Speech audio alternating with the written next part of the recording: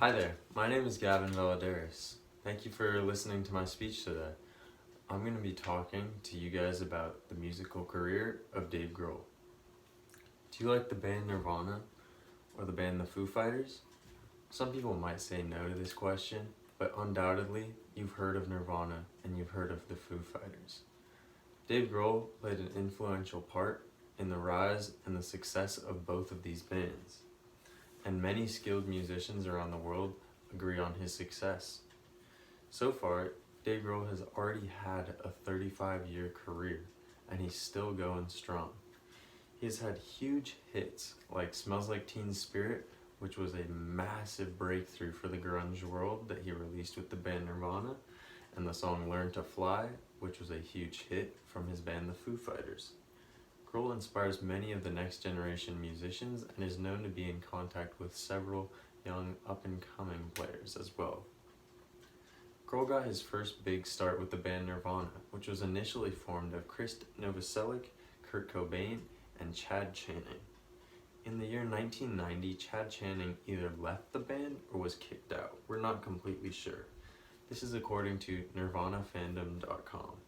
And according to MTV, in 1992, Nevermind passed Michael Jackson on the Billboard Top 200 charts to go to the #1 spot.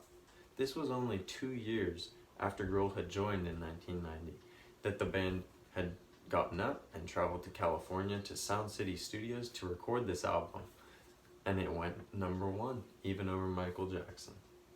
In October of this same year, the band traveled to Argentina, where they played a massive show to a huge crowd of about 50,000 people. This is according to consequenceofsound.net. Unfortunately, Kurt Cobain's untimely passing forced Grohl to move on sonically and emotionally. Grohl began to work on a solo project which would become known as the Foo Fighters. The Foo Fighters are made up of Pat Smear of the Germs, Taylor Hawkins, who played behind Alanis Morissette, Chris Shiflett, and Nate Mendel. Grohl initially played on the Howard Stern show in 1999 to some mixed reviews, but 2 years earlier, according to Billboard, his second album to be released, The Color and the Shape, peaked at #10 on the Billboard top charts in 1997. The Greatest Hits album from the Foo Fighters, which was released in 2009, also peaked at #1 in over 10 countries around the world.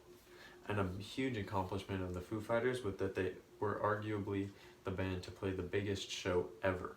In 2008, on June 6th, they played to a crowd of 86,000 people in Wembley Stadium on a dual stage with a walkout super far into the crowd. Also, Grohl has many appearances in other notable bands. First off, Grohl has been known to play with Queens of the Stone Age, which is a rock supergroup including the Screaming Trees lead singer Mark Lanegan and Josh Homme, who plays in a number of other highly respectable rock groups. Also, Dave Grohl has been known to work on his solo projects. Recently, he released a song called Play, which was about 30 minutes long and included Grohl playing on at least 10 plus different tracks and instruments.